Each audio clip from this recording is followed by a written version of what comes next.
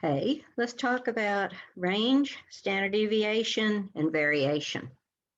Let's say you took 5 tests and you made a 73, 84, 92, 91, and 86. Now I know what you're usually worried about is what is your grade, but let's go ahead and also look at, for our purposes, the standard deviation, the range, and the variation. Now the range is the simple one. The range is just the difference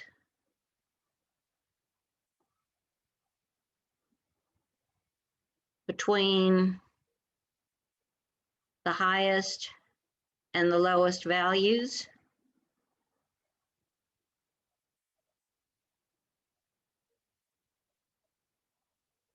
So in this case, the range is going to be the difference between your highest grade, 92, and your lowest grade, 73. And so the difference here is 19. That's our range. Now our mean, of course, that's the one you're usually concerned with. Your mean, and this is a pretty small population of tests, so we'll treat it as a sample. Your mean is the sum of your X values, sum of your tests, divided by the number of tests. N, in this case, is going to be 5. That's how many tests you've had.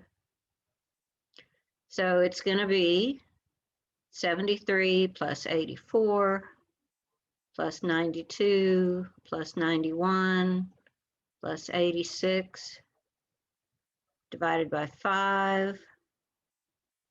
That's going to come to 426 divided by 5.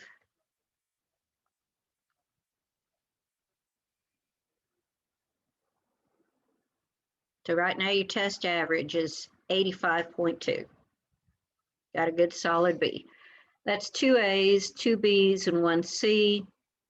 The A's are not high enough into the 90s to for the 2 of them to actually overcome the C's being in the middle and the 73 being fairly low. So that sounds very reasonable. Now, your standard deviation.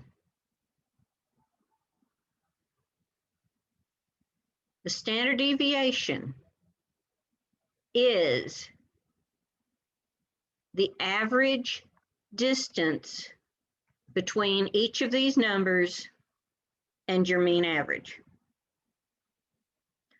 So the easiest way, if you're going to have to do a standard deviation by hand, and normally we're not going to do this by hand, but you need to know where the formula comes from so that you'll understand what it actually is.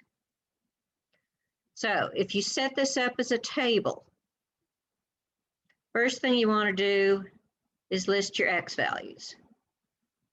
So we've got 73, 84, 92, 91, and 86. Then you figure out the distance between each X value and the mean.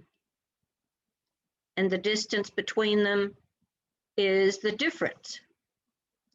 So 73 minus 85.2 is going to be a negative 12.2. 84 minus 85.2 is going to be a negative 1.2. 92 minus 85.2, 92 minus 85.2 is going to be 6.8. 91 minus 85.2, that's a point, is going to be 5.8. 86 minus 85.2 is going to be 0.8.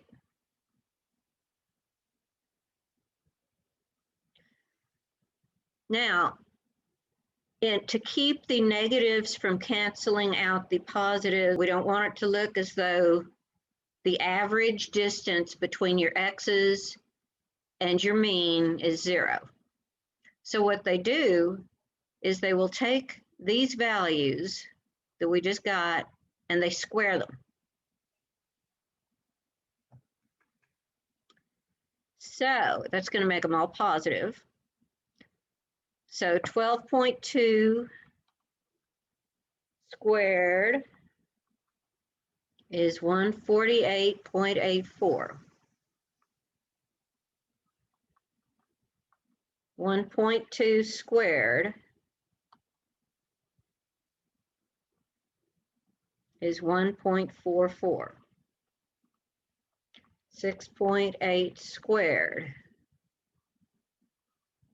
46.24. 5.8 squared, 33.64. 0.08 squared is 0.64. Now, we want to get the sum of all these. So we're getting the sum of the distances between the x and the x bar squared, 230.8. So the formula we're working on, should have already done that, but I'm assuming you've had some familiarity with it, is that we take the square root of the sum of the x minus x bars squared divided by n minus 1. So this is the sum of the x minus x bars squared.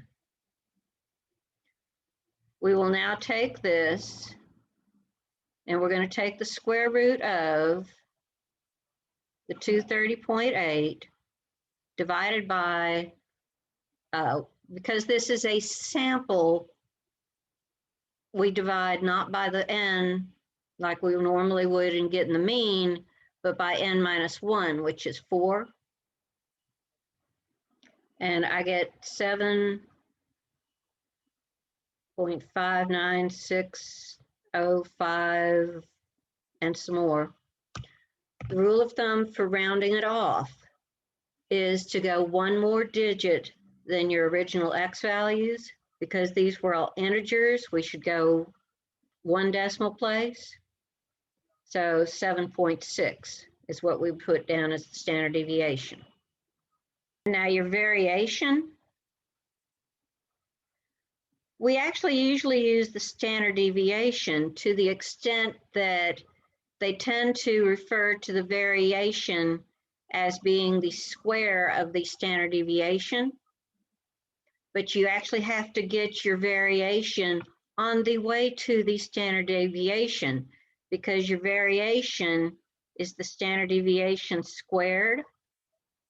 So that goes back to the 230.8 divided by 4, which was 57.7. So here's the variation, standard deviation, the mean, and the range.